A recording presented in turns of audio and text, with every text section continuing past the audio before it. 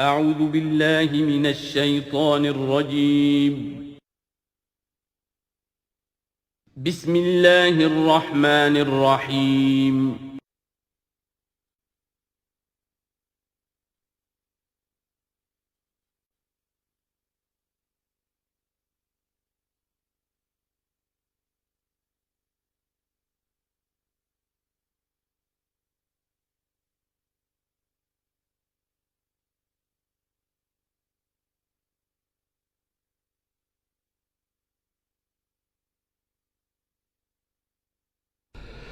نحمده ونصلي على رسوله الكريم اما بعد فاعوذ بالله من الشيطان الرجيم بسم الله الرحمن الرحيم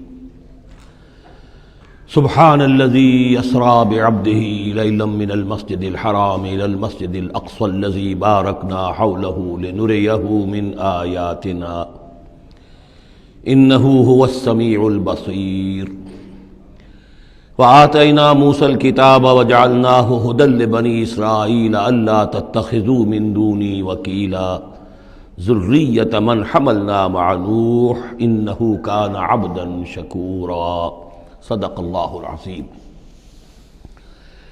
اس سے پہلے کہ ہم سورہ بنی اسرائیل کا ترجمہ شروع کریں، سورہ نحل کے آخری حصے میں ایک بڑی عظیم آیت آئی تھی کہ جس کے حوالے سے کسی قدر وضاحت ہونی چاہیے، لیکن چونکہ اس وقت میں چاہتا تھا کہ وقت کے اندر اس کا ترجمہ مکمل ہو جائے تو میں اس وقت رکا نہیں۔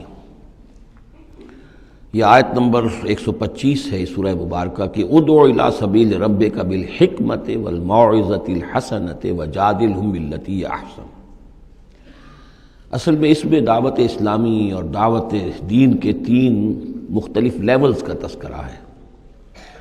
عام طور پر اس کو ایک ہی چیز سمجھ کر لوگوں نے ترجمہ بھی کیا ہے، وضاحت بھی کی ہے، لیکن دقت نظر سے جائزہ لیا جائے تو چونکہ انسانوں میں مختلف قسم کے انسان ہیں تو دعوت و تبلیغ کے بھی اسی اعتبار سے مختلف گوشے کہہ لیجئے، مختلف لیولز کہہ لیجئے۔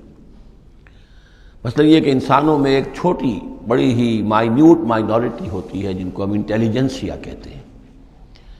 یہ وہ لوگ ہیں کہ جو عقل سے کام لیتے ہیں، کسی بات کو قبول کرتے ہیں تو پہلے عقل سے سمجھتے ہیں تب قبول کرتے ہیں، جذبات سے نہیں۔ اور یہ کہ کسی شے کو رد کرتے ہیں تو دلیل سے کرتے ہیں، اگر قبول کرتے ہیں تو دلیل سے، رد کرتے ہیں تو دلیل سے۔ یہ انٹلیکچوئل مائنورٹی آپ اسے کہیں یا انٹیلیجنسیا کہیں، یا یہ کہ اس کے لیے برین ٹرسٹ بھی ایک لفظ ہے کہ ہر معاشرے کے اندر اس طرح کے لوگ ہوتے ہیں، اور یہ ہوتے بہت کم ہیں تعداد میں، لیکن ڈیسائسو ہوتے ہیں۔ اس معاشرے کا جو بحیثیت مجموعی رخ ہے وہ یہ معین کرتے ہیں۔ عوام کی حیثیت جو ہے وہ ایسے ہے جیسے ایک انسان کے جسم میں ہاتھ پاؤں ہیں، اعضاء و جوارے ہیں، لیکن جو حیثیت ایک انسان کے جسم میں دماغ کی ہے وہ اس برین ٹرسٹ کی ہوتی ہے، انٹیلیجنسیا کی۔ یہ طبقہ جو ہے اس کو دعوت جو دی جائے تو ظاہر بات ہے کہ وہ واعظ سے نہیں، جذباتی نہیں، بالحکمہ، پختہ باتیں، عقلی دلائل، محکم باتیں، وہ حکمت جس کے بارے میں فرمایا گیا وَمَن یُؤْتَ الْحِکْمَةَ فَقَدْ أُوتِیَ خَیْرًا کَثِیرًا، سورہ بقرہ میں ہم پڑھائے ہیں۔ اور وہ حکمت کے جو 3 جگہ پر حضور صلی اللہ علیہ وسلم کی جو تعلیم و تربیت ہے اس کے مراحل میں سب سے اونچا مرحلہ بیان ہوا ہے، یتلو علیہم آیاتہ ویزکیہم ویعلمہم الکتاب والحکمہ۔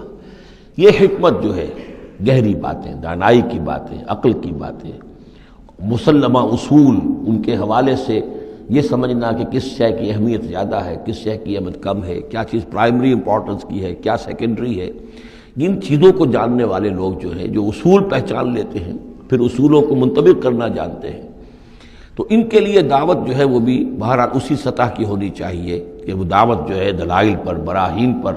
جب قرآن کہتا ہے اپنے مخالفین سے ہاتوا برہانکم ان کنتم صادقین، لاؤ دلیل لاؤ، تو ظاہر بات ہے کہ پھر ان کے مخاطبین جو ہیں ان کو بھی حق پہنچتا ہے کہ وہ دلیل طلب کریں۔ اب اس کے لیے ظاہر بات ہے کہ وہی شخص یہ کام کر سکتا ہے جو خود اپنی ذہنی سطح کے اعتبار سے کافی بلند ہو چکا ہو، جس کا اپنا شعور بہت پختہ ہو چکا ہو۔ جب تک کہ وہ خود حکیم نہ ہو تو حکمت کے ساتھ دعوت کیسے دے گا؟ لیکن ایک ہے عام سطح لوگوں کی، عام لوگ جو ہیں جن کے دماغوں میں اس طرح کے کوئی فطور نہیں ہوتے، کوئی وہ عقل کی چھلنی لگی ہوئی نہیں ہوتی، ان کے جذبات جو ہیں اچھے، اگر جذبات اچھی بات کہی جائے تو جذباتی طور پر بھی اپیل ہو جاتی ہے۔ یوں سمجھیے کہ دل جو ہے ان کے کھلے ہیں، کھلی کتاب کے مانند ہیں، آپ جو چاہیں لکھ دیجئے، جیسے کھلی صاف سلیٹ ہے، اس پر آپ نے جو چاہا لکھ دیا۔ ایسے لوگوں کے لیے یہ ہے کہ موعظۃ الحسنہ، ایک بات جو ہے اچھی بات ہو، خلوص سے ساتھ کہی جائے، وہ شخص یہ محسوس کرے کہ جو بات یہ کہہ رہا ہے مجھ پر دھونس نہیں جمانا چاہتا، اپنے علم کا روب نہیں ڈالنا چاہتا، بلکہ یہ در حقیقت میری خیر خواہی کی وجہ سے، مجھ سے نفرت نہیں کرتا، میری تحقیر نہیں کر رہا ہے، جو یہ مجھ سے کہہ رہا ہے وہ خلوص سے کہہ رہا ہے۔ از دل خیزت بر دل ریزت، دل سے بات نکلے گی اور دل پہ جا اترے گی، یہ ہے موعظہ حسنہ۔ عوام الناس کے لیے دعوت جو ہے وہ اس لیول کے اوپر ہوتی ہے، وہ زیادہ عقلی اور منطقی اور بحثیں اور ان کے سامنے فلسفے کی جو ہے وہ کتابیں کھول کر آدمی بیٹھ جائے تو یہ گویا کہ ان پر ظلم ہے، یہ ان کے لیے تکلیف مالا یطاق ہے۔ تو سب سے اوپر کا لیول ہے ادع الی سبیل ربک بالحکمہ، پھر ہے والموعظۃ الحسنہ عوام کے لیے۔ نمبر 3 وہ ہوتے ہیں کچھ لوگ معاشرے کے اندر کہ جو لوگوں کو گمراہ کرنے پر تلے ہوتے ہیں۔ مثلاً عیسائی مشنریز ہیں، انہیں تو خرچے ملتے ہیں، ان کے تنخواہیں ہیں، ان کے بجٹس ہیں، بڑی بڑی حکومتوں کی طرح کے بجٹ ان کے ہیں، ان کی ٹریننگ اس لیے ہو رہی ہے، انہیں خاص خاص ایشوز کے اوپر ٹرین کر کے بھیجا جاتا ہے مناظرہ کرنے کے لیے۔ قادیانیوں کا نظام ہے، بہائیوں کا نظام ہے، ان کے لیے یہ ہے کہ لوگوں کو ٹریننگ دے کر وہ مجادلے کے لیے، مناظرے کے لیے، بحث کے لیے، اس کے لیے ان کو تیار کیا گیا ہوتا ہے۔ یہ بات مان کر دینے والے نہیں ہوتے، آپ خلوص کے ساتھ ان سے بات کریں گے تو وہ در حقیقت وہ تو یوں سمجھیے کہ ادھار کھائے بیٹھے ہوتے ہیں اس پر کہ انہوں نے بات نہیں ماننی، بلکہ یہ کہ لوگوں کو گمراہ کرنا، ان کے ساتھ جدال کرنا پڑتا ہے، جو جھگڑنا بھی پڑتا ہے، بحث بھی کرنی پڑے گی۔ لیکن اس بحث میں بھی جو ہمارے ہاں مناظرے کا لفظ آیا ہے، قرآن مجید میں مناظرے کا لفظ نہیں آیا ہے، مجادلے کا لفظ آیا ہے۔ جادلہم، ہاں ان سے جھگڑو، انہیں جواب دینے پڑیں گے ایسے کہ جو انہیں خاموش کر دیں، اگر وہ خاموش نہیں ہوں گے تو عوام الناس کے اوپر ان کا اثر ہو جائے گا۔ لیکن اس مجادلے میں بھی تمہارا اپنا اخلاقی معیار برقرار رہنا چاہیے، نیچے نہ اترو، گالم گلوچ پر نہ آ جاؤ، بہت گھٹیا انداز اختیار نہ کر لو، بلکہ جیسے کہا گیا کہ ان کے معبودوں کو گالیاں نہ دینی شروع کر دو، بلکہ یہ کہ اس میں بھی ہمیں آداب، اس کے اندر بھی آداب کو ملحوظ رکھتے ہوئے۔ تو یہ 3 لیولز ہیں، ادع الی سبیل ربک بالحکمۃ والموعظۃ الحسنۃ وجادلہم باللتی احسن۔ اب اس میں ہر ایک کے لیے پھر تیاری کرنی ہوگی۔ قادیانیوں سے مباحثے کرنے کے لیے ظاہر بات ہے عام آدمی نہیں کر سکتا جب تک کہ ان اسپیشل ایشوز کے اوپر اس کو صحیح جو ہے اس کو تعلیم نہ دے دی گئی ہو، اس کے اوپر تربیت نہ ہو گئی ہو۔ اور اسی طریقے سے جو بہائیوں نے کوئی مسائل اٹھائے ہوئے ہیں، منکرین حدیث نے کوئی اٹھائے ہوئے ہیں، تو اس طرح کے لیے جو ہے یہ 3 لیولز ہیں، ان کو سمجھ لیجیے۔ اب آئیے ہم سورہ بنی اسرائیل کی طرف چل رہے ہیں۔ یہ قرآن مجید کے وسط میں 2 عظیم خزانے ہیں حکمت قرآنی کے، سورہ بنی اسرائیل اور سورۃ الکہف، اور یہ نہایت حسین و جمیل جوڑا ہے۔ ان میں جوڑے ہونے کی جو نسبتیں ہیں، نسبت زوجیت، کیا کیا مشابہتیں ہیں، کس کس اعتبار سے کمپلیمنٹری ہیں، وہ تو ظاہر بات ہے کہ میں شروع میں زیادہ وقت نہیں لے سکتا، یہ تو دوران جب ہم ترجمہ کریں گے، پڑھیں گے، بات واضح ہو جائے گی۔ لیکن 1-2 موٹی موٹی باتیں دیکھ لیجئے۔ اس سورت کا آغاز ہو رہا ہے سبحان الذی اسریٰ بعبدہ، اللہ کی تسبیح کے ساتھ۔ سورہ کہف شروع ہوگی الحمدللہ الذی انزل علی عبدہ الکتاب، الحمدللہ، اور حدیث نبوی میں آیا ہے التسبیح نصف المیزان والحمدللہ تملؤہ، نظام جو میزان معرفت خداوندی ہے وہ آدھی ہو جاتی ہے تسبیح سے، سبحان اللہ کہنے سے، اور پر ہو جاتی ہے الحمدللہ کہنے سے۔ یہ دونوں مل کر گویا کہ معرفت خداوندی کا جو بھی انسان کے پاس ہو سکتا ہے اثاثہ اور جو پونجی ہو سکتی ہے اس کی تکمیل ہو جاتی ہے۔ یہ ہم آگے چل کر المسبحات میں اس مضمون پر تفصیلی گفتگو کریں گے، لیکن یہاں نوٹ کر لیجئے تسبیح سے شروع ہو رہی ہے سورہ بنی اسرائیل اور تحمید سے الحمدللہ الذی انزل علی عبدہ الکتاب۔ پھر یہ کہ یہاں ہے ذکر اللہ اپنے بندے کو لے گیا، وہاں ہے اللہ نے اپنے بندے پر کتاب اتاری، یہ گویا کہ ریسیپروکل معاملہ ہو رہا ہے۔ دونوں جگہ عبد کا لفظ آیا، رسول کا لفظ نہیں آیا۔ سبحان الذی اسریٰ بعبدہ، الحمدللہ الذی انزل علی عبدہ الکتاب۔ اس طرح آخر میں آپ دیکھیں گے 2 آیتیں قل سے شروع ہوگی، قل الرحمن ایما تدعوا فلہ الاسماء الحسنی، اسی طریقے سے آخری آیت بھی ہے۔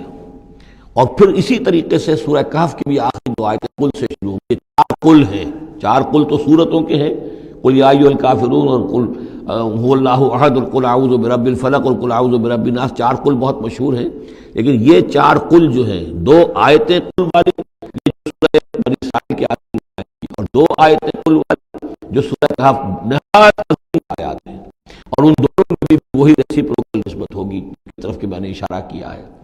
ایک اور خاص بات یہ ہے ان صورتوں میں کہ یہ اس طریقے سے انٹر لاکڈ ہے، جیسے ریل گاڑی کے 2 ڈبے ہوتے ہیں ان کو جوڑا ہوا ہوتا ہے بیچ میں، انٹر لاکڈ ہوتے ہیں۔ یہ جو ہے وہ ختم ہوگی سورہ مبارکہ کبر ہو تکبیرا، قل الحمد للہ الذی لم یتخذ ولدا، کہو کہ قل حمد، کل تعریف اللہ کے لیے ہے جس نے کسی کو اپنا بیٹا نہیں بنایا۔ یہ آخری آیت ہے، اور اس حکم پر گویا کہ تعمیل کرتے ہوئے اگلی صورت نازل ہو رہی ہے، الحمد للہ الذی انزل علی عبدہ الکتاب ولم یجعل لہ عوجا۔ اس طریقے سے یہ دونوں جوڑے جو ہیں باہم انٹر لاکڈ بھی ہیں۔ یہ سورہ بنی اسرائیل جو ہے اس کا پہلا رکوع اس اعتبار سے بہت اہم ہے، بہت عظیم ہے کہ اس میں بنی اسرائیل کی تاریخ کے 4 ادوار کا تذکرہ ہے جو کہ حضور صلی اللہ علیہ وسلم کی بعثت تک گزر چکے تھے۔ 2000 برس کی تاریخ ان کی ہے، جس کو کہ 4 ادوار میں یہاں 4 آیتوں میں سمو کر بیان کر دیا گیا۔ اس کا ہمارے لیے فائدہ کیا ہے کہ ایک حدیث نبوی میں آیا ہے لَيَأْتِيَنَّ عَلَىٰ أُمَّتِي مَا أَتَىٰ عَلَىٰ بَنِي إِسْرَائِيلَ حَزْوَ النَّعْلِ بِالنَّعْلِ، میری امت پر بھی وہ تمام حالات وارد ہو کر رہیں گے جو بنی اسرائیل پر وارد ہوئے، بالکل ایسے جیسے کہ ایک جوتی دوسری جوتی سے مشابہ ہوتی ہے۔ جوتیوں کا جوڑا زمین پر رکھا ہو تو آپ کو مختلف نظر آئیں گے، جوتیوں کے رخ جو ہیں وہ مختلف ہوں گے پنجوں کے حساب سے، لیکن اگر ان کے تلووں کو جوڑ دیں گے تو معلوم ہوگا کہ ان میں کوئی فرق نہیں ہے۔ تو اسی طریقے سے 4 ادوار امت مسلمہ، امت محمد صلی اللہ علیہ وسلم کی تاریخ کے گزر چکے ہیں۔ تو گویا کہ اپنے آپ کو سمجھنے کے لیے بھی یہ آئینہ جو ہے ان آیات میں جو تاریخ بنی اسرائیل کا آ رہا ہے وہ بہت مفید ہے۔ چنانچہ اس پر میں نے مضمون لکھا تھا، وہ پھر پہلے تو اب چھپتا ہے چھوٹی شکل میں، وہ کتابچہ ہے تنظیم اسلامی کا تاریخی پس منظر، اور اس کے بعد ایک بڑی کتاب بھی اب آ چکی ہے، سابقہ اور موجودہ مسلمان امتوں کا ماضی، حال اور مستقبل، اردو میں وہ کتاب بھی موجود ہے جو اس موضوع پر ہے۔ لیکن اس ضمن میں جو کچھ مجھ پر کھلا ہے وہ در حقیقت ان آیات کے حوالے سے اور اس حدیث کی کنجی سے، وہ حدیث جو ہے گویا کہ وہ ایک کنجی کی حیثیت رکھتی تھی جس سے کہ میں نے ان آیات میں جو خزانہ مضمر ہے علم کا اور معرفت کا اور معلومات کا، اس کو میں نے کھولا ہے اللہ کے فضل و کرم سے۔ اب جو ہے انگریزی میں بھی یہ کتابچہ جو ہے چھوٹا بھی موجود ہے، rise and fall of the Muslim امہ، اور دوسری طرف انگریزی میں اب دوسری کتاب کی بھی ترجمانی آ گئی ہے، لیسنز فرام ہسٹری، اور وہ سب کے سب جیسا کہ میں نے عرض کیا یہاں سے ماخوذ ہے۔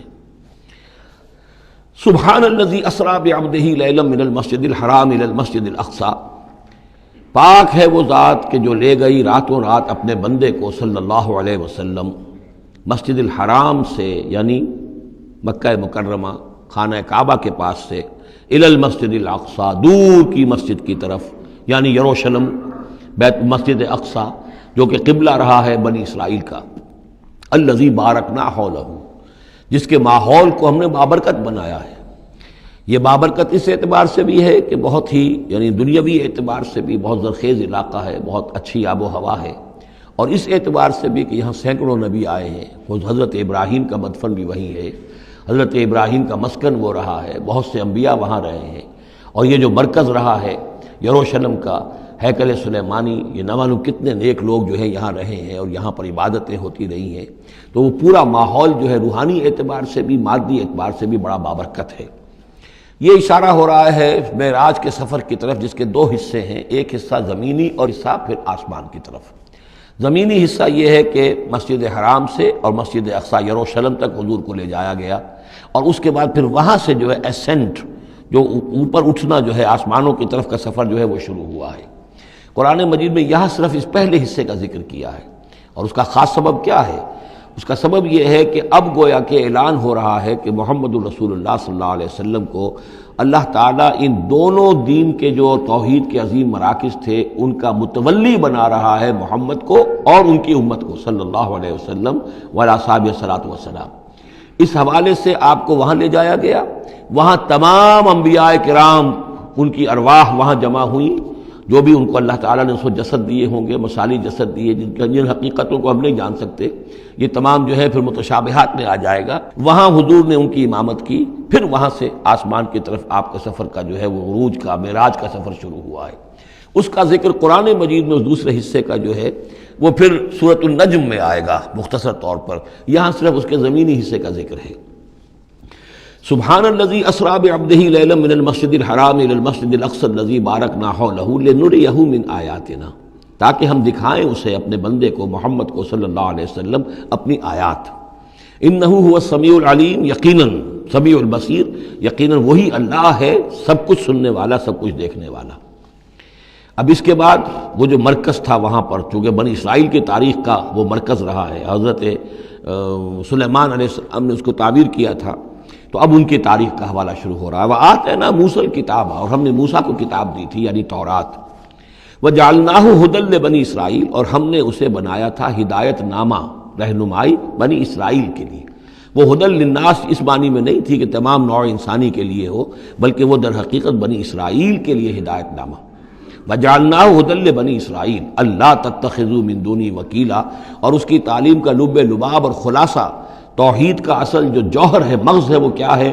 اللہ کے سوا کسی کو کارساز نہ سمجھو، مت پکڑو کسی اور کو میرے سوا کارساز، کسی پر تمہارا بھروسہ، کسی پر توکل نہ ہو میرے سوا۔ یہ توحید کا لب لباب ہے اور خلاصہ ہے۔ ذریۃ من حملنا مع نوح، اے وہ لوگوں جو اولاد ہو ان کی جن کو ہم نے اٹھایا تھا نوح کے ساتھ، سوار کیا تھا کشتی میں نوح کے ساتھ۔ حضرت نوح علیہ السلام کے 3 بیٹے، سام، حام، یافس، اور ظاہر بات ہے سام ہی کی نسل ہے یہ کہ جس میں حضرت ابراہیم کی پیدائش ہوئی، اور انہی کی نسل ہے یہ بنی اسرائیل۔ تو گویا کہ یہاں ذکر ہو رہا ہے کہ وہ جو لوگ حضرت نوح علیہ السلام کے ساتھ بچا لیے گئے تھے ان کی کشتی میں، انہی میں سے ایک کی نسل تم ہو۔ ذریۃ من حملنا مع نوح انہ کان عبدا شکورا، یقیناً وہ ہمارا بہت ہی شکر گزار بندہ تھا، حضرت نوح علیہ السلام کے بارے میں۔ وقضینا الی بنی اسرائیل فی الکتاب لتفسدن فی الارض مرتین، اور ہم نے یہ پہلے ہی متنبہ کر دیا تھا بنی اسرائیل کو کتاب میں کہ 2 مرتبہ تم زمین میں بڑا فساد بچاؤ گے۔ وَلَتَعْلُنَّ عُلُوًّا كَبِيرًا، اور بہت ہی تم سرکشی کرو گے، بہت بڑی سرکشی کرو گے۔ یعنی 2 ادوار تم پر ایسے آئیں گے، شرارتیں کرو گے، سرکشی کرو گے، دین سے دور ہو جاؤ گے، لہو و لعب میں مبتلا ہو جاؤ گے، عیاشیوں کے اندر، اور اس میں تمہارا جو ہے اللہ تعالیٰ کی طرف سے پھر تمہارے اوپر عذاب کے کوڑے برسیں گے۔ اب یہاں پہ بٹوین دی لائن یہ ہے کہ اس سے پہلے ان کا ایک دور آیا کہ جس کے اندر ان کو اللہ تعالیٰ نے ان پر رحمتیں فرمائیں۔ چونکہ ہم کچھ چیزیں پڑھ چکے ہیں تاریخ بنی اسرائیل کے ضمن میں، وہ ذہن میں رکھیے۔ حضرت موسیٰ علیہ السلام لے کر نکلے بنی اسرائیل کو مصر سے، تو یہ 1400 قبل مسیح کی بات ہے۔ اس کے بعد وہ آئے ہیں، تورات انہیں ملی ہے جبکہ وہ جبل طور کے پاس پڑاؤ ڈالا ہے۔ وہاں سے پھر شمال مشرق کی طرف چلے ہیں، جب کہا گیا کہ جنگ کرو قوم نے انکار کر دیا، تو 40 برس تک کی سزا مل گئی ان کی بزدلی کی وجہ سے۔ 40 برس تک وہ اسی صحرا میں بھٹکتے پھرے۔ اسی دوران حضرت موسیٰ کا انتقال ہو گیا اور حضرت ہارون کا بھی انتقال ہو گیا۔ لیکن پھر صحرا میں جو نسل پیدا ہوئی وہ پلی بڑھی، وہ ہمت والی تھی، مشقت دیکھی ہوئی تھی اس نے پھر جنگ کی اور جہاد کیا۔ حضرت یوشع ابن نون جو خلیفہ اول تھے حضرت موسیٰ علیہ السلام کے، ان کی سرکردگی میں تو فلسطین فتح کر لیا۔ پہلا شہر جو فتح ہوا وہ اریحا یا جریکو ہے، تو آج بھی موجود ہے وہ شہر۔ اس کے بعد انہوں نے کچھ عرصے کے اندر پورا فلسطین فتح کر لیا، لیکن غلطی یہ کی کہ اس میں ایک مرکزی حکومت نہیں بنائی، بہت سے 12 حکومتیں، 12 قبیلے تھے، جیسے 12 چشمے ان کو دیے گئے تھے، 12 حکومتیں بنا لی۔ پھر آپس میں لڑنے بھی لگے، طوائف الملوکی ہوئی۔ تو آس پاس کے جو مشرک اور کافر قومیں تھیں سیریا وغیرہ میں اور آس پاس اردن کے رہنے والی، انہوں نے پھر جو ہے ان کے اندر ریشہ دوانی شروع کی، اور ایک دور یہ آیا کہ اس میں ان کو بہت سے لوگوں کو اپنے گھروں سے نکال دیا گیا، اور وہ لوگ بڑی زوال سے دوچار ہو گئے۔ تب انہیں ہوش آیا، انہوں نے سیموئیل نبی جو ان کے تھے ان سے کہا کہ ہمارے لیے سپہ سالار مقرر کیجئے، ایک سپہ سالار ہو تاکہ اس کے پیچھے ہم سب کے سب 12 کے 12 قبیلے جمع ہو کر جنگ کریں، تو پھر یہ کہ اپنے دشمنوں پر فتح حاصل ہو۔ یہ وقفہ تقریباً 300 برس کا ہے، جس کے بعد وہ جنگ ہوئی ہے طالوت اور جالوت کی، اور حضرت طالوت نے جالوت کو قتل کیا۔ پھر حضرت داؤد منظر پر آ گئے، پھر طالوت، حضرت داؤد اور حضرت سلیمان، یہ 3 ان کی حکومتیں ہیں تقریباً 100 برس پر پھیلی ہوئی۔ 16 برس طالوت کے، 40 برس حضرت داؤد کے، 40 برس حضرت سلیمان کے۔ یہ گویا کہ ان کی خلافت راشدہ ہے۔ جیسے ہمارے یہاں حضرت ابوبکر کا دور مختصر ہے، پھر حضرت عمر، پھر حضرت عثمان رضی اللہ تعالی عنہم، یہ مل کر جو ہمارے ہاں بنتے ہیں 24 برس 3 خلافتوں کے، ان کے ہاں یہ 100 برس کا عرصہ ہے۔ لیکن حضرت عثمان کے بعد آپ کو معلوم ہے کہ تقسیم ہو گئی تھی مملکت، اس لیے کہ حضرت علی رضی اللہ تعالی عنہ کی خلافت کو حضرت امیر معاویہ نے تسلیم نہیں کیا، تو شام اور مصر کے علاقے علیحدہ رہے۔ بالکل اسی طرح ہوا وہاں پر بھی کہ حضرت سلیمان کے بعد ان کے 2 بیٹوں میں جو مملکت تقسیم ہو گئی، ایک شمالی مملکت تھی جس کا نام اسرائیل تھا اور سامریہ اس کا دارالخلافہ تھا، ایک جنوبی تھی یہودا اور وہ اس کا جو ہے یا یروشلم اس کا دارالخلافہ۔ تو اس طریقے سے 2 ملک یہ بن گئے۔ یہ زمانہ ان کا ابھی عروج کا بہرحال ہے، کچھ کئی 100 برس ان کے عروج کے گزرے، پھر ان میں خرابیاں آئیں، پھر ان کے اندر شرک، مشرکانہ اوہام آ گئے، دنیا پرستی آ گئی، شریعت کا مذاق بنانا ہو گیا معاملہ، تو پھر ان پر زوال آیا۔ پہلا زوال جو آیا، پہلے اسیرینز نے شمالی مملکت جو تھی اسرائیل کی اس کو ختم کر دیا۔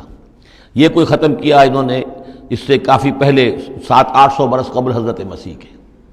اس کے بعد جو اصل آیا ہے نبوکڈنضر جو نمرود تھا عراق کا، اس کا حملہ ہوا 587 قبل مسیح میں، انہوں نے یروشلم کو برباد کیا، 6 لاکھ کو قتل کیا، 6 لاکھ کو قیدی بنا کے لے گیا، اور یہ کہ یروشلم میں 2 اینٹیں سلامت نہیں رہنے دیں، اور ہیکل سلیمانی کو مسمار کر دیا۔ یہ ان کا بدترین دور آیا، تقریباً 125 برس یہ کیپٹیوٹی میں رہے بیبیلونیا میں، 6 لاکھ کو ہانک کر لے گیا وہاں پر، بدترین دور۔ تو پہلا عروج اس کا جو کلائمیکس تھا وہ طالوت اور داؤد اور سلیمان کا دور حکومت، اور پہلا زوال جس کا یوں سمجھیے کہ سب سے نیچے کی پوزیشن یہ ہے جو کیپٹیوٹی کا دور ہے ان کا۔ اس کے بعد حضرت عزیر علیہ السلام ان میں آئے، اللہ نے بھیجا، انہوں نے دعوت اصلاح توبہ کی منادی کی، پھر یہ لوگ کچھ ٹھیک ہوئے۔ ادھر یہ کہ ایران نے حملہ کیا تھا عراق پر اور ان کو آزاد کر دیا تھا کہ جاؤ تم، کہ خورس نے، ذوالقرنین نے، کہ تم جاؤ اور جا کر اپنا شہر دوبارہ آباد کر لو۔ تو یہ پھر آ گئے، حضرت عزیر کے ساتھ ہو کر آئے ہیں۔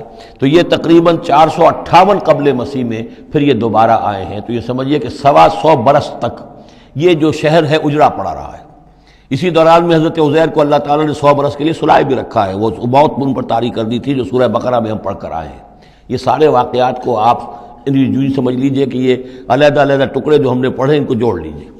بہرحال پھر ان کے اندر یہ کہ ایک نیکی کی تحریک چلی، پھر ان کے اندر لوگوں نے توبہ کی، پھر اللہ نے انہیں دوبارہ ایک عروج عطا کیا، مکابی سلطنت قائم ہوئی، اور وہ جہاں تک دنیاوی حدود ہیں، زمینی حدود، وہ حضرت سلیمان کی مملکت سے بھی بڑی تھی۔ یہ ان کا دوسرا دور عروج ہے۔ لیکن پھر ان کے اندر زوال آیا، پھر خرابی آئی، پھر وہی دنیا پرستی، وہی عیاشیاں، وہی بدماشیاں، وہی مشرکانہ اوہام۔ اس کے نتیجے میں پھر ان پر جو کوڑے پڑے ہیں وہ پہلے تو پڑے ہیں یونانیوں کے ہاتھوں، سکندر مقدونی نے پہلے فتح کیا ان کو، پھر سلیوکس جو اس کا اس پہ سالار تھا وہ ان پر حکمران رہا ہے۔ اس کے بعد یہ ہے کہ پھر رومنز آ گئے، رومنز نے ان کو فتح کر لیا، ان کی حکومتیں چلتی رہیں۔ یہ دوسرا دور ہے۔ اس دور میں پھر یہ ہے کہ رومنی کے ہاتھوں سن 70 عیسوی میں دوبارہ یروشلم تباہ و برباد ہوا، 1,33,000 یہودی ایک دن میں قتل کیے۔ پھر دوبارہ وہ ٹیمپل یا ہیکل سلیمانی جو دوبارہ تعمیر کر لیا تھا حضرت عزیر کے بعد، پھر وہ مسمار کر دیا گیا، اور وہ آج تک مسمار پڑا ہوا ہے۔ اور گویا کہ حضور صلی اللہ علیہ وسلم کی بعثت کے وقت 500 برس ہو چکے تھے اس کو مسمار ہوئے ہوئے۔ سن 70 عیسوی میں وہ مسمار ہوا، اور 571 میں حضور کی پیدائش ہے، یعنی آپ کی پیدائش بھی پورے 500 برس بعد ہوئی ہے، جبکہ یہ رومیوں کے ہاتھوں ہیکل سلیمانی تباہ و برباد کر دیا گیا تھا۔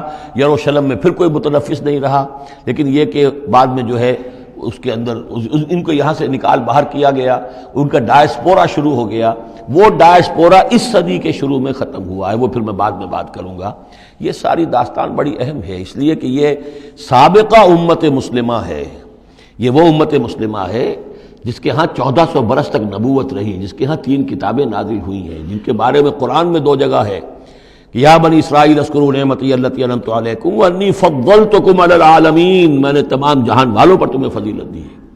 تو اسی طریقے سے پھر ان کو معزول جب کرنے کے بعد ہم سامنے آئے ہیں تو حضور نے بتایا وہی کچھ تم پر بھی ہوگا اور وہی کچھ ہم پر بھی ہوا ہے۔ ہمارا بھی پہلا عروج عربوں کی زیر قیادت تھا، پھر زوال آیا۔ پہلے پٹائی ہوئی کروسیڈرز کے ہاتھوں، پھر جو پٹائی ہوئی ہے، بڑی پٹائی جو ہوئی ہے وہ ہوئی ہے پھر ہلاکو اور چنگیز کے ذریعے سے، فتنہ تاتار، اس کے بعد پھر جو ہے وہ قیادت بدل گئی، عربوں کی قیادت کے بجائے ترکوں کی قیادت آ گئی. وہ وہی لوگ جنہوں نے لاکھوں کروڑوں مسلمان قتل کیے، پھر وہ ایمان لے آئے، اسلام لے آئے. انہی کے ذریعے کی مختلف حکومتیں بنی، ترکان تیموری اور ترکان صفوی اور ترکان سلجوقی اور ترکان عثمانی. لیکن اس کے بعد پھر ان پر بھی زوال آیا. وہ ہم نے دیکھ لیا اس صدی میں گریٹ اوٹومان امپائر جو ہے اس صدی کے شروع میں ختم ہو گئی.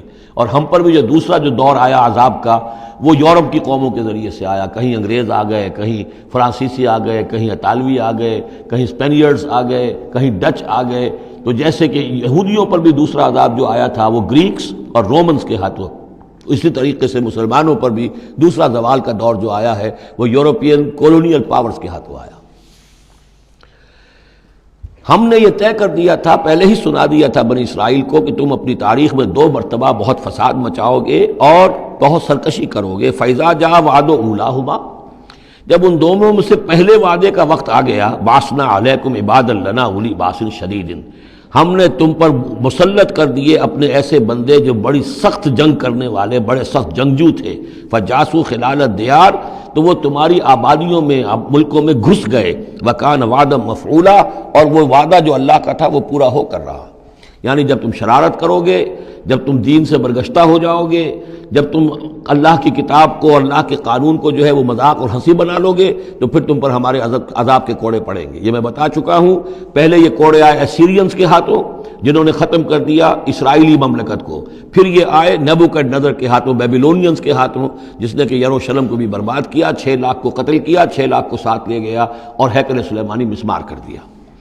ثم رددنا لکم الکرۃ علیہم، پھر ہم نے تمہاری باری لوٹائی ان پر.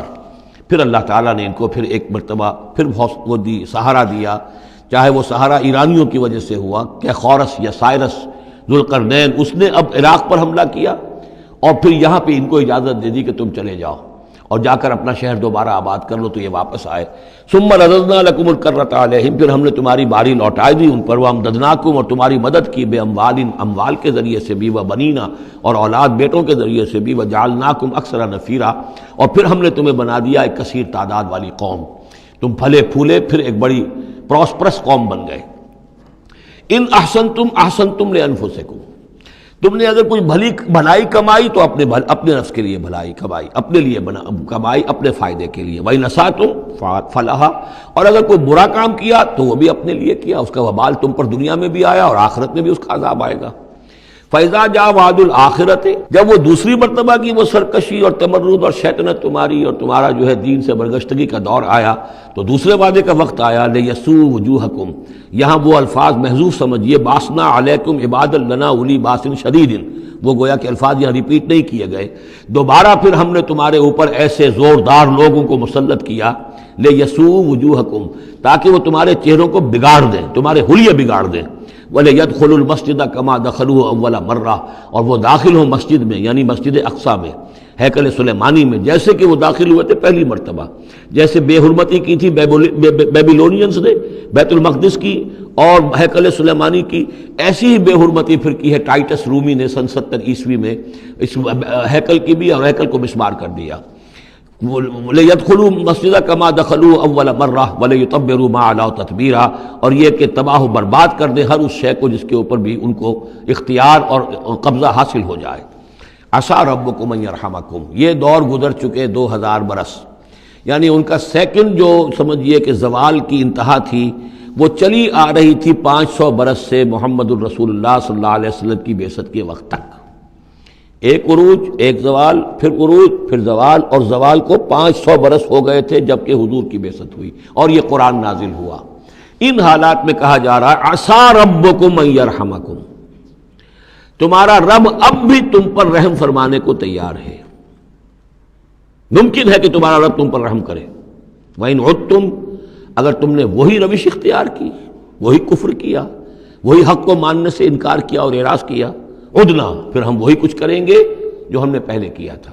وَجَعَلْنَا جَهَنَّمَ لِلْكَافِرِينَ حَصِيرًا، اور ہم نے کافروں کے لیے جہنم کو تو باڑا بنا رکھا ہے، جیل تو بنا رکھی ہے ہم نے جو ان سب کا احاطہ کر لے گی.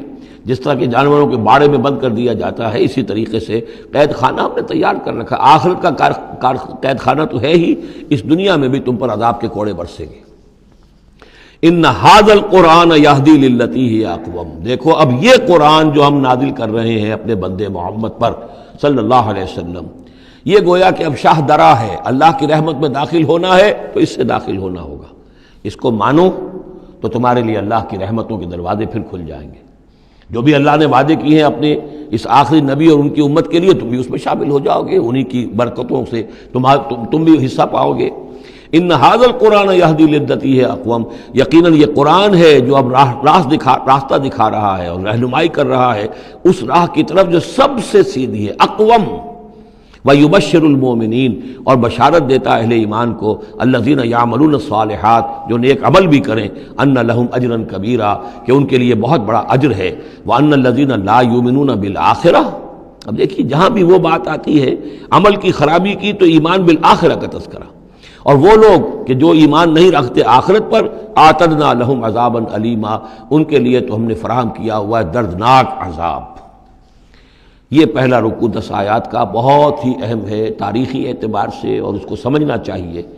یہ خد و خال یہ ہماری ہی گویا کہ امت مسلمہ ایک ہم ہیں، الحمدللہ امت محمد میں شامل ہے، لیکن یہ بھی ایک امت مسلمہ تھی، یہ سابقہ امت مسلمہ ہے، اور ابھی یہ ختم نہیں ہوئی ہے، موجود ہے۔ اگر ڈپوزڈ ہے، معزول کر دی گئی ہے، وہ دوسری بات ہے، اور تقریباً 2000 برس سے یہ بڑے سختیوں کے اندر تھی، لیکن اب تقریباً 100 برس سے یہ ابھر کر آ گئی ہے، اور یوں سمجھیے کہ اب 2 پتنگیں اوپر چڑھ رہی ہیں۔ ایک سابقہ امت مسلمہ کی 1917 سے چڑھنی شروع ہوئی، بالفور ڈکلریشن، 1948 میں اسرائیل بن گیا، 1967 میں اسرائیل کی جو توسیع ہو گئی، 1991 میں آپ کو معلوم ہے کہ جو اس کا اربوں میں ایک ہی دشمن ہو سکتا تھا جس سے اسے خطرہ تھا، عراق، اس کا برکس نکال دیا گیا۔ اب وہ اس پورے علاقے کے اندر تو کتنی بڑی طاقت ہے کہ کسی عرب ملک کے اندر یہ جرت نہیں ہے کہ وہ اسرائیل کا مقابلہ کر سکے۔ لیکن یہ کہ امت مسلمہ میں بھی رینائسنس شروع ہوا ہے، یہ بھی اپنے انتہائی زوال کو پہنچ چکی تھی اس صدی کے آغاز میں۔ پہلی جنگ عظیم کے بعد جب سلطنت عثمانیہ ختم ہوئی، خلافت ختم ہو گئی 1924 میں، تو اس کے بعد سے یہاں بھی ایک رینائسنس شروع ہو چکا ہے۔ یہاں بھی پھر آزادی کی تحریکیں چلیں، پھر جو ریوائیول کی تحریکیں، احیائی تحریکیں، جماعت اسلامی کی تحریک، اخوان کی تحریک، مخزومی پارٹی، اسی طریقے سے جو ایران میں تھے فدائی، یہ تحریکیں چل رہی ہیں۔ تو اس کو بھی جاننا بہت ضروری ہے کہ یہ جو صدی ہماری گزری ہے، اب ختم ہو رہی ہے، اس صدی کے دوران ہمارا ایک زوال کا عمل بھی چل رہا تھا، اور ایک یہ کہ ایک نئی ایک ترقی کی طرف بھی ہم آگے بڑھے ہیں رفتہ رفتہ۔ یہ دونوں پروسیس سائڈ بائی سائڈ، مرج البحرین یلتقیان بینہما برزخ لا یبغیان، یہ دونوں عمل چل رہے ہیں۔ ان تمام چیزوں کا صحیح اندازہ ہونا چاہیے، ذہن میں خاکہ ہونا چاہیے، تاکہ کوئی شخص دین کی خدمت کر رہا ہو تو اسے معلوم ہو زمان و مکان کے اعتبار سے میں کہاں ہوں، کس جگہ کھڑا ہوں، ماضی کیا ہے، سامنے کیا ہے، داہنے بائیں کیا حالات ہیں۔ تو یہ ساری چیزیں جو ہیں ان کو سمجھنا بہت ضروری ہے۔ چنانچہ وہ جو میں نے چند کتابوں کا تذکرہ کیا ان کو غور سے پڑھیے، 2 مختصر ہیں، 2 ذرا اس سے بڑی ہیں۔ وَيَدْعُو الْإِنسَانُ بِالشَّرِّ دُعَاءَهُ بِالْخَيْرِ، اور انسان پکار بیٹھتا ہے شر جبکہ وہ پکار رہا ہوتا ہے اپنے نزدیک خیر۔ یعنی جب انسان دعا کرتا ہے اللہ یوں کر دے، اسے یہ معلوم نہیں کہ یہ اس کے لیے شر ہے، مانگ رہا ہے۔ جیسا کہ ہم پڑھ چکے سورہ بقرہ میں، عسیٰ ان تکرہوا شیئا وہو خیر لکم، اے اللہ یہ چیز مجھ سے دور کر دے، جو چیز تم ناپسند کرتے ہو حقیقت میں اس میں تمہارا خیر ہے۔ وعسیٰ ان تحبوا شیئا وہو شر لکم، اور ہو سکتا ہے تم کسی شے کو پسند کرو اور اس میں تمہارے لیے شر ہے۔ اللہ یعلم وانتم لا تعلمون، اللہ جانتا ہے تم نہیں جانتے۔ اصل بات کیا ہے کہ اللہ کے حوالے کیا جائے، تفویض الامر، اے اللہ تیرے حوالے، سپردم بے تو مایا خیش را تو دانی حساب کم و بیش را، تیرے علم میں جو چیز میرے لیے خیر ہے وہ فیصلہ فرما دے، چاہے مجھے اچھی لگے یا بری لگے، لیکن تیرے علم میں۔ اللہم انی استخیرک بعلمک واستقدرک بقدرتک واسألک من فضلک العظیم، میں تو تیری قدرت سے قدرت چاہتا ہوں، تیرے علم سے خیر چاہتا ہوں، مجھے کیا پتا کس شے میں خیر ہے کس میں شر ہے، تو جانتا ہے۔ لیکن انسان کیا ہے، وہ تو اپنی عقل کو آگے رکھتا ہے، اے اللہ یوں کر دے، ایسا ہو جانا چاہیے، حالانکہ اس کو نہیں معلوم کہ بے وقوف جو شے مانگ رہا ہے وہ اس کے لیے خیر نہیں ہے، شر ہے۔ وَيَدْعُو الْإِنسَانُ بِالشَّرِّ دُعَاءَهُ بِالْخَيْرِ، اور انسان مانگ بیٹھتا ہے اپنے لیے شر جبکہ وہ مانگ رہا ہوتا ہے اپنے تئیں، اپنے خیال میں، اپنے ذوق میں خیر۔ وَكَانَ الْإِنسَانُ عَجُولًا، اور انسان بہت جلد باز ہے، اس جلد بازی کی وجہ سے، شارٹ سائٹڈنس کی وجہ سے وہ شر کو خیر، خیر کو شر سمجھ بیٹھتا ہے۔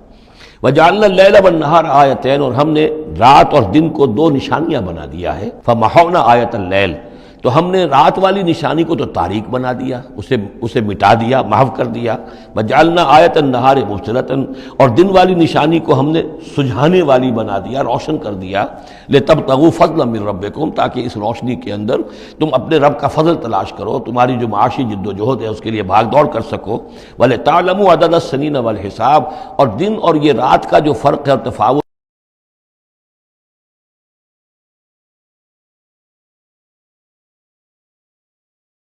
نظام الاوقات ہے. ایک دن ایک رات ایک دن ہو گیا، پھر ایک دن ایک رات، اس طرح بڑھتے بڑھتے پھر ہفتہ بنتا ہے، جو پھر اس کے بعد جو ہے وہ مہینہ اور سال. وَكُلَّ شَيْءٍ فَصَّلْنَاهُ تَفْصِيلًا، اور ہم نے ہر چیز کو پوری طرح کھول کھول کر بیان کر دیا ہے. وَكُلَّ إِنسَانٍ أَلْزَمْنَاهُ طَائِرَهُ فِي عُنُقِهِ، اور ہر انسان کے ہم نے چپکا دیا ہے اس کی قسمت یا اس کی نحوست یا اس کی خوشبختی یا اس کی جو بھی ہے بدقسمتی، یہ سب چیزیں انسان کی اپنی گردن میں ہم نے کہیں چپکا دی ہیں. اب اللہ جانے کہ یہ کوئی واقعتاً اس کی کوئی مادی حقیقت بھی ہے، شاید کوئی گلینڈ ایسا ہو ابھی جو ابھی تک ہمارے ڈسیکشن میں نہ آیا ہو، کوئی بہت ہی مائکروسکوپک ہو، اور اس میں کوئی بڑا ہی یوں سمجھیے کہ مائکروسکوپک کمپیوٹر اللہ نے لگا رکھا ہے. یہ سب ہو سکتا ہے، کچھ ممکن نہیں کہ پھر ہمیں کہیں معلوم ہو کہ یہاں پر کوئی چیز ہے، وہ نوقی اس کی گردن میں کوئی شے ہے کہ جو ہم نے وہاں پہ لٹکا دی ہے.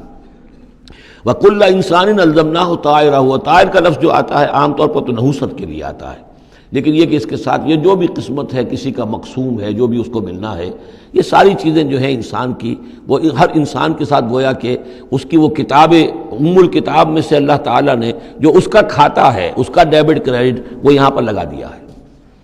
وَنُخْرِجُ لَهُ يَوْمَ الْقِيَامَةِ كِتَابًا يَلْقَاهُ مَنشُورًا، اور ہم نکال لیں گے اس کے لیے قیامت کے دن اسے ایک کتاب کی شکل میں جسے وہ پڑھے گا، کھلی ہوئی کتاب. یعنی یہیں پر شاید وہ کوئی لگا ہوا ہے، کوئی ریکارڈر ہے کہ جس کے اندر وہ سارے ہمارے افعال و اعمال ریکارڈ ہو رہے ہیں، چاہے وہ کتنا ہی مائکروسکوپک ہو، اور اس کے بعد اس کو نکال کر جو ہے وہ رکھا جائے. یہ ایک چپ کے اندر، آپ کو معلوم ہے چپسی کا تو سارا کھیل اس وقت دنیا میں چل رہا ہے، اس میں آپ کی پوری زندگی کی فلم موجود ہے، آپ نے ایک ایک حرف جو زبان سے نکالا وہ موجود ہے، آپ کے ذہن میں جو جو خیالات آتے رہے وہ موجود ہے، آپ کے دل میں جو جو نیتیں پروان چڑھتی رہی وہ موجود ہے. وہ ایک چپ جو ہے کفایت کرے گا. وَكُلَّ إِنسَانٍ أَلْزَمْنَاهُ طَائِرَهُ فِي عُنُقِهِ وَنُخْرِجُ لَهُ يَوْمَ الْقِيَامَةِ كِتَابًا يَلْقَاهُ مَنشُورًا، اور کہہ دیا جائے گا اقرا کتابک، خود پڑھ لو اپنی کتاب، یہ اپنا اعمال نامہ خود پڑھ لو. کفا بنفسک اليوم علیک حسیبا، تم خود بھی آج کافی ہو کہ حساب کر لو، ڈیبٹ کریڈٹ کا حساب جوڑ لو، یہ سارا تمہارے سامنے تمہارا کچا چٹھا موجود ہے. من اہتدی فانما یہتدی لنفسہ، جو کوئی بھی ہدایت پر آتا ہے، ہدایت کو اختیار کرتا ہے تو وہ اپنے بھلے کے لیے، اپنے فائدے کے لیے. ومن ضل فانما یضل علیہا، اور جو گمراہ ہوتا ہے تو ظاہر بات ہے وہ اپنے اوپر ہی اس کا وبال لے گا، گمراہ ہوتا ہے اپنے اوپر، اپنے خلاف، اپنے اوپر ہی وبال لے گا. ولا تزر وازرۃ وزر اخری، اور دیکھو نہیں ہوگی کوئی جان اٹھانے والی کسی اور کے جان کے بوجھ کو، ہر ایک کو اپنا بوجھ خود اٹھانا ہے. جو بھی آپ کے اعمال کا انبار ہے وہ آپ کے کندھوں پر ہوگا، کوئی اور نہیں اٹھا سکے گا. وما كنا معذبين حتى نبعث رسولا ومن ضل ولا تزر وازرة وزر اخرى وما كنا معذبين حتى نبعث رسولا. یہ میں نے پہلے بھی حوالہ دیا تھا. آج یہ اللہ کی سنت رہی ہے کہ کسی قوم کے اوپر عذاب ہلاکت، عذاب استیصال، چھوٹے عذاب تو آتے رہتے تھے، لیکن یہ کہ بڑا عذاب جس سے کہ قوم کو نسیہ منسیہ کر دیا جائے، جیسے قوم نوح اور قوم ہود اور قوم صالح پر آئے وغیرہ، ان کے بارے میں اللہ کا قانون یہ ہے کہ جب تک رسول کو نہ بھیج دیا جائے، رسول حق کا حق ہونا واضح نہ کر دے، کوئی اشتباہ نہ رہے، حق مبرہن ہو جائے، اتمام حجت ہو جائے. رسلا مبشرین و منذرین لئلا یکون للناس علی اللہ حجت بعد الرسل، پھر اس کے بعد عذاب آتا تھا. وما كنا معذبین حتی نبعث رسولا، ہم عذاب دینے والے نہیں رہے ہیں جب تک کہ رسول نہ بھیج دیں. وَإِذَا أَرَدْنَا أَن نُهْلِكَ قَرْيَةً أَمَرْنَا مُتْرَفِيهَا، اور جب ہم فیصلہ کر لیتے تھے کہ کسی بستی کو یا کسی علاقے کے رہنے والوں کو ہلاک کرنا ہے تو پھر ہم کھلی چھوٹ دے دیتے تھے اس کے جو مرفہ الحال لوگ ہوتے تھے، دولت والے، پیسے والے، ان کی رسی دراز کرتے تھے. فَفَسَقُوا فِيهَا، وہ خوب ادھم مچاتے تھے، فسق و فجور، لہو و لعب، عیاشیاں، بدماشیاں، اس کا بازار گرم کر دیتے تھے. فحق علیہ القول، یہاں تک کہ وہ گویا کہ بھٹی پوری طرح دہک جاتی تھی اور وہ بستی یا وہ علاقہ جو عذاب الہی کا پورے طور پر مستحق ہو جاتا تھا. وحق علیہ القول فدمرناها تدمیرا، تو پھر ہم اسے، اس بستی کو اکھاڑ کر پٹخ دیتے تھے، اللہ کی طرف سے عذاب آ جاتا تھا. یعنی یہ بتایا جا رہا ہے کہ عذاب آنے میں سب سے بڑا حصہ جو ہوتا ہے کسی قوم کے سرمایہ داروں کا ہوتا ہے، ان کی رنگ رلیاں، ان کے جو بھی ان کے عیش اور ان کی عیاشیاں اور ان کی بدماشیاں جو ہیں، در حقیقت وہ عوام اگر روک نہیں رہے تو وہ بھی مجرم ہو گئے۔ ہاں جو روکنے والے ہیں، نہیں منکر کرنے والے، ان کو اللہ تعالیٰ بچا لیتا ہے، ورنہ یہ کہ جن لوگوں نے ان کو روکا نہیں، گویا کہ وہ انہی کے حکم میں ہے۔ وَكَمْ أَهْلَكْنَا مِنَ الْقُرُونِ مِنْ بَعْدِ نوح، اور کتنی ہی نسلوں اور قوموں کو ہم نے ہلاک کیا ہے نوح کی قوم کے بعد۔ وَكَفَى بِرَبِّكَ بِذُنُوبِ عِبَادِهِ خَبِيرًا بَصِيرًا، اور آپ کا رب کافی ہے لوگوں کے گناہوں سے واقف ہونے کے اعتبار سے، وہ جانتا ہے۔ کفا بربک بذنوب عبادہ خبیرا بصیرا، خبیر اور بصیر ہونے کے اعتبار سے خوب جانتا ہے کس نے کیا کمایا ہے، کس نے کون کون سے گناہ جو ہیں اپنے نامہ اعمال میں درج کرائے ہیں۔ یہ جو اب آیتیں آ رہی ہیں یہ اس موضوع پر، اگرچہ یہ موضوع جو ہے قرآن مجید میں بار بار آتا ہے، لیکن یہ مقام اس موضوع کے لیے ضربۂ سنام ہے قرآن کا، چوٹی یہ ہے اس موضوع پر۔ وہ موضوع کیا ہے؟ من کان یرید العاجلۃ عجلنا لہ فیہا ما نشاء لمن نرید، جو کوئی عاجلہ کا طلبگار بنتا ہے، اس دنیا ہی کا طالب ہے، یہیں کا عیش، یہیں کا آرام، یہیں کی دولت، یہیں کا نام، یہیں کی شہرت، یہیں کا اقتدار، بس یہی کا چاہیے، یہی چاہیے۔ من کانا یرید العاجلۃ، جو ارادہ کر رہا ہے اسی کا، عجلنا لہ فیہا، تو ہم جلد دے دیتے ہیں اسے اس میں سے، کچھ دولت دے دیں گے، کچھ اور شہرت دے دیں گے، کچھ دنوں کے لیے وزیر اعظم بنا دیں گے، کچھ اور کر دیں گے، ان کی محنت جو ہے اس کو کسی نہ کسی درجے میں کامیاب کر دیں گے، لیکن دو شرطوں کے ساتھ۔ ما نشاء لمن نرید، جتنا ہم چاہیں گے اور جس کے لیے چاہیں گے۔ یہ ضروری نہیں کہ ہر شخص جو دنیا کا طالب ہے دنیا اسے مل ہی جائے۔ بہت سے ایسے لوگ ہوتے ہیں وہ ساری عمر اپنے آپ کو ہلکان بھی کر دیتے ہیں، دنیا پھر بھی ہاتھ نہیں آتی، ایسا بھی ہوتا ہے۔ یہ اللہ کا فیصلہ ہوتا ہے، جتنا ہم چاہتے ہیں، جس کو چاہتے ہیں، دنیا میں اس کی محنت کا نتیجہ دے دیتے ہیں۔ من کانا یرید العاجلۃ عجلنا لہ فیہا ما نشاء لمن نرید ثم جعلنا لہ جہنم، پھر چونکہ وہ طالب دنیا کا تھا، اس میں سے ہم نے انہیں دے دیا جتنا چاہا، پھر اس کے لیے ہم جہنم مقرر کر دیتے ہیں، یصلاھا مذموما مدحورا، اس میں وہ داخل ہوگا مذمت زدہ ہو کر اور دھکے دیے جا کر۔ اب دوسری طرف ومن اراد الآخرۃ، اب یہ ہے اصل شے جس کو لٹمس ٹیسٹ میں کہتا ہوں۔ ہر شخص اپنے گریبان میں جھانکے، میں طالب آخرت ہوں یا طالب دنیا ہوں؟ دنیا کی بجائے یہ لفظ عاجلہ آیا ہے، دنیا بھی مؤنث ہے، ادنا قریب کی شے کو کہتے ہیں ادنا، اور اس کا مؤنث دنیا۔ عاجل جلدی والی شے، دنیا جو ہے یہ زندگی نقد ہے اور یہ فوری طور پر ہے، یہاں کی جو راحت ہے وہ بھی نقد ہے، یہاں کی تکلیف ہے وہ بھی نقد ہے، فوری طور پر محسوس ہو جاتی ہے۔ آخرت کی راحت بھی ابھی وہ بعد میں آنے والی شے ہے، اور وہاں کا عذاب بھی بعد میں آنے والا، اس لیے وہ آخرہ ہے۔ تو آخرہ کے مقابلے میں یا دنیا کا لفظ آئے گا یا عاجلہ کا لفظ آئے گا۔ من کان یرید العاجلۃ عجلنا لہ فیہا ما نشاء لمن نرید ثم جعلنا لہ جہنم یصلاھا مذموما مدحورا ومن اراد الآخرۃ وسعی لہا سعیہا وہو مومن، جو آخرت کا طالب ہو اور صرف وہ کہنے میں نہ ہو، بات کرنے میں زبانی کلامی نہ ہو، بلکہ یہ کہ واقعتاً اس کے لیے ویسی محنت کرے جیسی کہ آخرت کے لیے کرنی چاہیے، یہ شرط عین ہے۔ وسعی لہا سعیہا، اس دنیا کے لیے کتنی بھاگ دوڑ کرتے ہو، اس کے ساتھ ذرا مقابلہ کرو، آخرت اس کے مقابلے میں کتنی قیمتی ہے، کتنی بھاگ دوڑ اس کے لیے ہونی چاہیے۔ وسعی لہا سعیہا وہو مومن، ایمان بھی رکھتا ہو اور اس کے لیے ویسی محنت کرے جیسی کہ اس کے لیے کی جانی چاہیے۔ فَأُولَٰئِکَ کَانَ سَعْیُہُم مَشْکُورًا، یہ وہ لوگ ہوں گے کہ جن کی سعی جو ہے اللہ تعالیٰ کے ہاں اس کی قدر کی جائے گی، قدر افزائی کی جائے گی۔ اللہم ربنا اجعلنا منہم، کافی کٹھن مقام ہے، آسان نہیں ہے، بڑی شرطیں ہیں جو اللہ نے لگائی ہیں۔ ومن اراد الآخرۃ وسعی لہا سعیہا وہو مومن فاولئک کان سعیہم مشکورا اللہم ربنا اجعلنا منہم کلا نمد ہؤلاء وہؤلاء من عطاء ربک۔ باقی یہ کہ اس دنیا کی زندگی میں تو ہم مدد پہنچا رہے ہیں ان کو بھی اور ان کو بھی، اہل ایمان کو بھی، طالب آخرت کو بھی، طالب دنیا کو بھی دے رہے ہیں۔ جب ہم نے امتحان کے لیے یہاں رکھنا ہے تو راشن تو دینا ہی ہے، کھانے پینے کے لیے تو مجرموں کو بھی اور مومنوں کو بھی اور مسلموں کو بھی کچھ نہ کچھ دینا ہے، سبسسٹنس تو ہمارے ذمے ہے۔ یہ تیرے رب کی عطا میں سے ہے، وما کان عطاء ربک محظورا، اور آپ کے رب کی عطا جو ہے وہ روکی نہیں جا سکتی۔ یعنی مسلمان یہ چاہیں کہ کافروں کو کچھ نہ دیا جائے، یہ نہیں، یہاں کا معاملہ ہم نے کھلا چھوڑا ہوا ہے، اس میں یہ کہ آپ چاہیں انہیں کچھ نہ ملے، وہ یہ آپ کی بات پوری نہیں ہوگی۔ انظر کیف فضلنا بعضهم علی بعض، دیکھو کیسے ہم نے بعض کو بعض پر فضیلت دی ہے، دنیا میں مال و اسباب میں دی ہے، ذہنی صلاحیتوں میں دی ہے، اور مختلف اعتبارات سے فضیلتیں دی ہیں۔ وَلَلْآخِرَةُ أَكْبَرُ دَرَجَاتٍ وَأَكْبَرُ تَفْضِيلًا، لیکن آخرت جو ہے وہ درجے کے اعتبار سے اور فضیلت کے اعتبار سے بہت بڑی ہوگی۔ یہاں کتنا فرق پڑ جائے گا، کوئی محل میں رہ رہا ہے، کوئی کٹیا میں رہ رہا ہے۔ اچھا وہ 20 سال رہ لے گا محل میں، یہ 20 سال رہے گا کٹیا میں، کتنا فرق پڑ گیا۔ لیکن وہاں جو ہے ہمیشہ ہمیشہ کے لیے رہنا ہے، روح و ریحان و جنت نعیم، جنات و عدن میں، یا ہمیشہ کے ہمیشہ رہنا ہے جہنم کے اندر، وہ کتنا فرق ہوگا۔ یہاں کا کیا فرق ہے؟ کچھ بھی نہیں، مرنا اسے بھی ہے اسے بھی ہے، چاہے اس کے لیے بڑے سے بڑے ڈاکٹر موجود ہیں اور یہ کہیں پہ جا کے علاج کرا لے، موت اس کو بھی آئے گی، موت اس کو بھی آ جائے گی۔ زیادہ یہ اسے حسرت رہے گی کہ میں علاج نہیں کرا سکا، بس اللہ اللہ خیر صلی اللہ، لیکن کیا سب جن کو جو علاج کرا سکتے ہیں ان سب کو شفا ہو جاتی؟ کتنے ہی ہیں لاکھوں روپیہ خرچ کر کے آتے ہیں، اس کے بعد بھی وہ شفا تو نہیں ہوتی۔ لا تجعل مع اللہ الہا آخر، اللہ کے ساتھ کسی اور کو الہ نہ بناؤ۔ فتقعد، پھر تمہیں بیٹھ رہنا پڑے گا مذموما مخذولا، مذمت زدہ ہو کر اور اللہ کی جناب سے بے توفیق بنا کر۔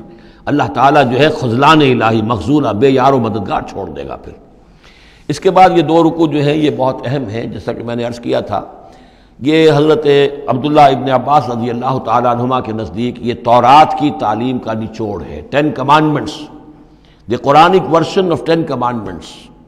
تورات میں جو احکام عشرہ آئے تھے اس کا یہ قرآنک ورژن ہے جو یہاں پر آ رہا ہے۔ اس کا خلاصہ ہم پہلے پڑھ چکے ہیں سورہ انعام کے آخری حصے میں، یہاں ذرا وہی باتیں ہیں کہ ذرا تفصیل سے آئی ہیں۔ وَقَضَىٰ رَبُّكَ أَلَّا تَعْبُدُوا إِلَّا إِيَّاهُ، تیرے رب نے فیصلہ کر دیا ہے کہ نہیں پوجو گے سوائے اس کے کسی کو۔ وَبِالْوَالِدَيْنِ إِحْسَانًا، اور اللہ کے اور والدین کے ساتھ احسان، نیک سلوک۔ یہ چوتھا مقام آ گیا جہاں کہ اللہ، تیسرا مقام آیا ہے، چوتھا مقام سورہ لقمان میں آئے گا، اللہ کے حقوق کے فوراً بعد والدین کے حقوق۔ اما یبلغن عندک الکبر، اگر پہنچ ہی جائیں وہ دونوں بڑھاپے تک تمہارے پاس، احدہما، وہ اکیلے کوئی ایک ان میں سے، اور کلاہما، یا دونوں، یعنی والدین اس بڑھاپے کی اور ضعیفی کی عمر کو پہنچ گئے، یا والد فوت ہو گئے والدہ ضعیفی کی عمر کو پہنچ گئی، یا والدہ فوت ہو گئی والد ضعیفی کی عمر کو پہنچ گئے، یا دونوں کے دونوں ضعیفی کی عمر کو پہنچ گئے۔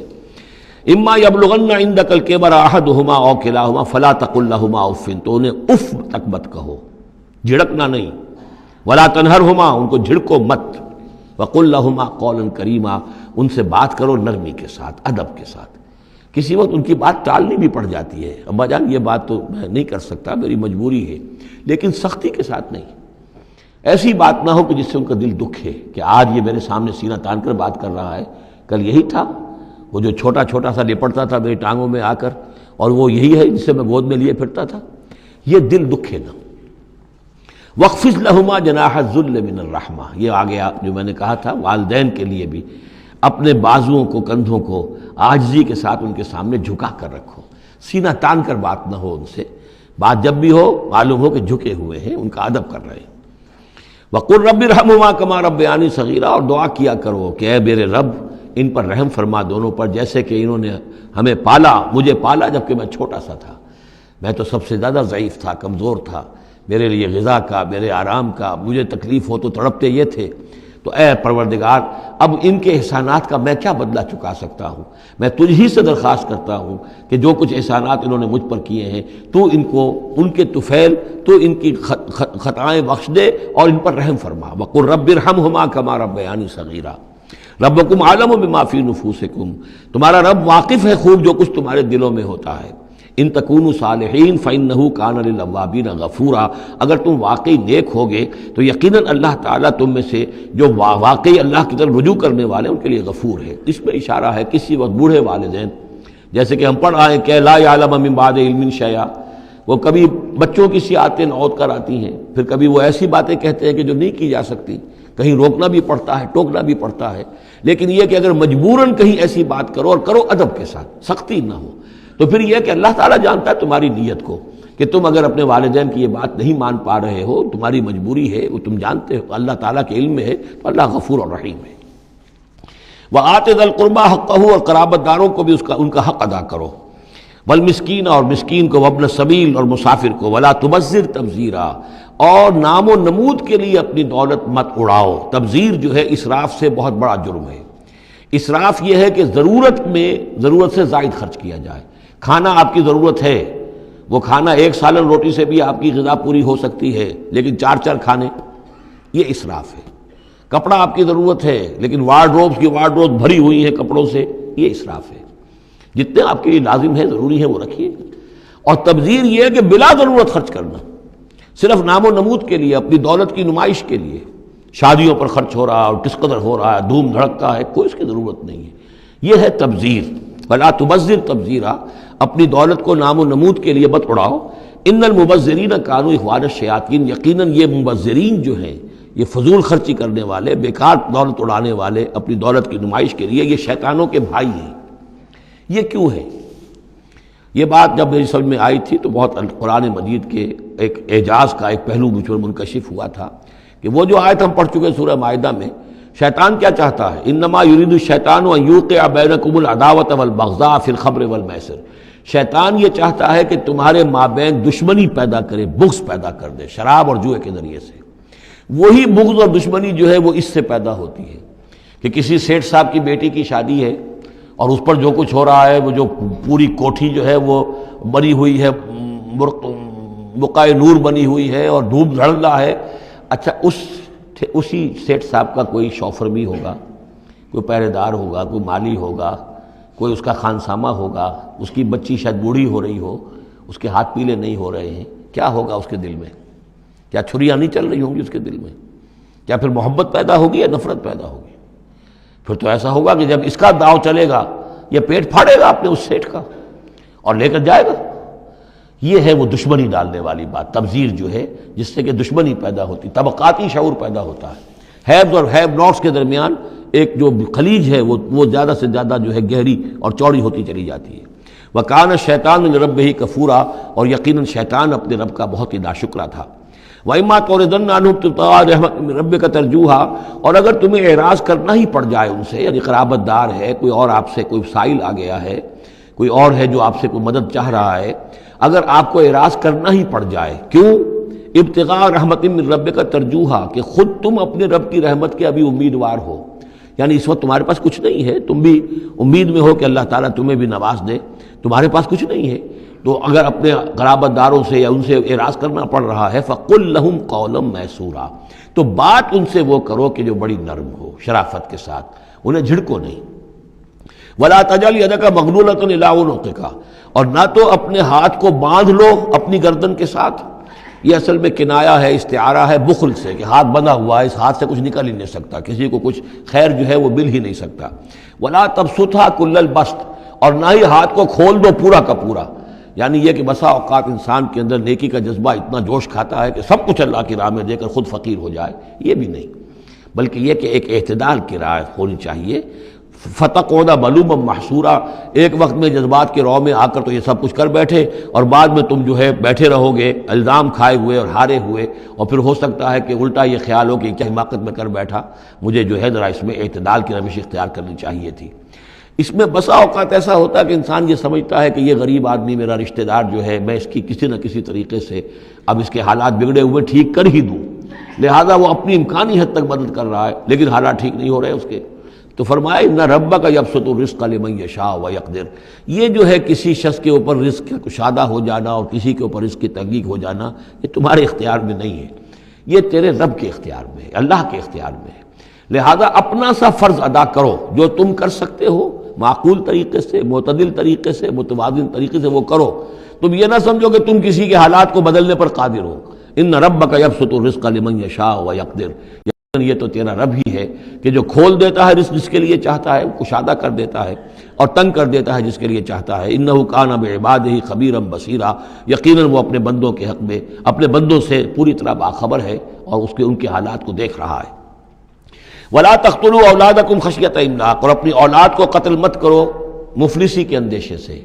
اب یہ جو ہمارے ہاں برتھ کنٹرول کی پوری تحریک ہے پوری دنیا میں، اور مالتھوس صاحب کے زمانے سے جو تحریک چلی تھی، اور یہ کنٹرول جو ہے آبادی کا، پاپولیشن کنٹرول، تو اگرچہ ہم یہ تو نہیں کہہ سکتے کہ اس کی ساری شکلیں حرام مطلق ہیں، بعض شکلیں اس کی جائز ہیں، اور اس کے لیے ہم صرف یہ کہہ سکیں گے کہ وہ مکروہات میں شامل ہے، لیکن یہ کہ ایک تحریک کی حیثیت سے در حقیقت یہ نفی ہے ایمان کی۔ اللہ پر توکل نہیں ہے، اللہ کے رازق ہونے پر بھروسہ نہیں ہے، اپنے حساب کتاب کو جوڑ رہے ہو، تمہیں کیا پتا اللہ کے خزانے کون کون سے ہیں؟ ابھی کچھ عرصے پہلے ہمیں پتہ ہی نہیں تھا کہ سمندر کے اندر سے کیا کچھ غذا نکل آئے گی اور کتنی عمدہ غذا ہوگی۔ یہ گوشت جو آپ کو سمندر سے ملتا ہے یہ کس قدر عمدہ ہے صحت کے لیے۔ باقی جو گوشت ہم کھاتے ہیں اوپر سے ریڈ میٹ، اس کے اندر کیا کیا ہیزرڈز ہیں اور کیا کیا خرابیاں ہماری صحت کے لیے، اور یہ جو ہے جو ہمیں ملتا ہے سمندر سے یہ کس قدر عمدہ ہے، لحمن طریہ جو ہم پڑھ چکے ہیں، تو معلوم نہیں تھا۔ اسی اعتبار سے جان لیجئے کہ تم اپنی اولاد کو قتل نہ کرو، اگرچہ جو بھی یعنی یوں سمجھیے کہ کنٹراسیپٹیو میتھڈ جو ہیں اس کے اوپر قتل کا اطلاق تو نہیں ہوگا، البتہ یہ کہ اگر باقاعدہ ایبارشن ہوتی ہے تو وہ تو یقیناً قتل ہی کے زد میں آئے گی۔ وَلَا تَقْتُلُوا أَوْلَادَكُمْ خَشْيَةَ إِمْلَاقٍ نَحْنُ نَرْزُقُهُمْ وَإِيَّاكُمْ، ہم ہی ان کو بھی رزق پہنچائیں گے اور تمہیں بھی ہم دیتے ہیں۔ تم سمجھتے ہو کہ تمہیں رزق خود اپنے ذریعے سے مل رہا ہے، یہ رزق ہم نے ہے جو تمہیں دیا ہے۔ إِنَّ قَتْلَهُمْ كَانَ خِطًا كَبِيرًا، یقیناً ان کو قتل کرنا جو ہے بہت بڑی خطا ہے۔ وَلَا تَقْرَبُوا الزِّنَا، اور زنا کے قریب تک مت جاؤ۔ اب یہاں پر یہ نہیں کہا کہ زنا مت کرو، زنا سے تو بہت فاصلے پر رہو، keep at a safe distance. ولا تقربوا الزنا، اس کے قریب تک نہ جاؤ، انہ کان فاحشۃ وساء سبیلا، یقیناً یہ بہت بے حیائی کا کام ہے اور بہت ہی برا راستہ ہے۔ ولا تقتلوا النفس التي حرم اللہ الا بالحق، اور مت قتل کرو اس جان کو، انسانی جان کو جسے اللہ نے محترم ٹھہرایا ہے مگر حق کے ساتھ۔ حق کیا ہے؟ قاتل کو قتل کیا جائے گا، اس کی جان لے لی جائے گی، اس کے قتل کے بدلے خون کے بدلے خون، یا مرتد ہے اس اسلامی ریاست میں اسے قتل کر دیا جائے گا، یا یہ کہ زانی یا زانیہ ہے شادی شدہ اس کو رجم کیا جائے گا، یا یہ ہے کہ اور بھی کوئی قتل کی جو ہے جس کے اوپر یہ کہ عائد ہو جائے، کافر ہے حربی ہے، ہر کافر نہیں، جس کے ساتھ اعلان جنگ ہے اسے قتل کیا جائے گا، یہ ہے بالحق۔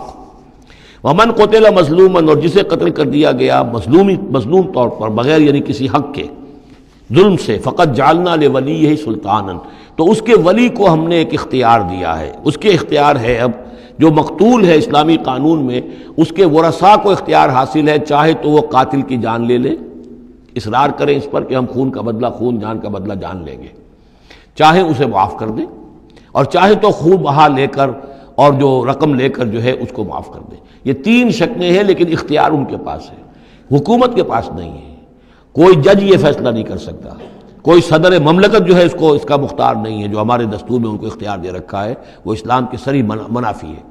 یہ تو در حقیقت اختیار ہے صرف مقتول کے ورثاء کا۔ فلا یسرف فی القتل، تو وہ بھی قتل میں حد سے تجاوز نہ کرے، یہ نہ کرے کہ ایک آدمی قتل کیا اس کے قبیلے والوں نے ہم ان کے 10 قتل کریں گے، نہیں یہ نہیں، بلکہ یہ کہ ایک قاتل جو ہے در حقیقت قتل کے بدلے اسی قاتل کی جان لی جائے گی۔ انہو کان منصورا، اس کی مدد کی جائے گی، یعنی جو بھی مقتول کے ورثاء ہیں ان کی مدد کی جائے گی۔ ریاست کا کام یہ ہے کہ وہ قاتل کو تلاش کرے، قاتل کو پکڑے، مقدمہ چلائے، اس پر ثبوت فراہم کرنا، یہ سارا ریاست کا کام ہے، لیکن مقدمے میں مدعی ریاست نہیں ہے۔ ہمارے ہاں غلطی یہ کہ اسٹیٹ ورسس وہ قانون جو مقدمہ بنتا ہے اس میں مدعی حکومت ہوتی ہے، یہ نہیں ہے، ریاست نہیں ہے، بلکہ مدعی جو ہے وہ مقتول کے ورثاء ہیں اسلام میں قتل کے مقدمات میں۔ ولا تقربوا مال الیتیم الا بالتی احسن، یہ آیت ہم پہلے بھی پڑھ چکے ہیں، اور یتیم کے مال کے قریب تک بھی مت آؤ مگر بہترین طریقے سے، اس کی حفاظت کرو اور اس کو سنبھال کر رکھو، اس کو ضائع نہ کرو، اسے کھانے اور ہڑپ کرنے کی کوشش نہ کرو، حتیٰ یبلغ اشدہ، یہاں تک کہ وہ اپنی پوری قوت کو پہنچ جائے، پوری جوانی کو پہنچ جائے، سمجھ کو پہنچ جائے، بالغ ہو جائے۔ وَأَوْفُوا بِالْعَهْدِ، اور عہد کو پورا کرو، ان العہد کان مسئولا، یقیناً عہد جو ہے معاہدہ جب بھی ہو جائے اس کے بارے میں مسئولیت ہے، اللہ کے ہاں جواب دہی کرنی پڑے گی، باس پرس ہوگی۔ وَأَوْفُوا الْكَيْلَ إِذَا كِلْتُمْ، اور جب بھی تم ماپو تو پورا ماپو، پیمانہ پورا بھرو۔ وزنوا بالقسطاس المستقیم، جب تولو تو پوری سیدھی ترازو کے ساتھ تولو۔ ذالک خیر واحسن تاویلا، یقیناً یہی بہتر ہے، اور انجام کے اعتبار سے بھی دیانتداری کے ساتھ پورا ناپ کر پورا تول کر اگر تم دے رہے ہو معاملہ، تو پھر جو بقیت اللہ ہے، پھر جو بھی اللہ کی طرف سے تمہیں نفع ہو جائے گا اس میں بہت برکت ہوگی، اس میں بہت خیر ہوگا۔ احسن تاویلا ولا تخف ما ليس لك به علم ان السمع والبصر والفؤاد كل اولئك كان عنه مسؤولا۔ اس آیہ مبارکہ کے بارے میں انشاءاللہ کچھ تفصیل سے مجھے گفتگو کرنی ہے۔ بارک اللہ لی ولکم فی القرآن العظیم ونفعنی وإیاکم بالآیات والذکر الحکیم۔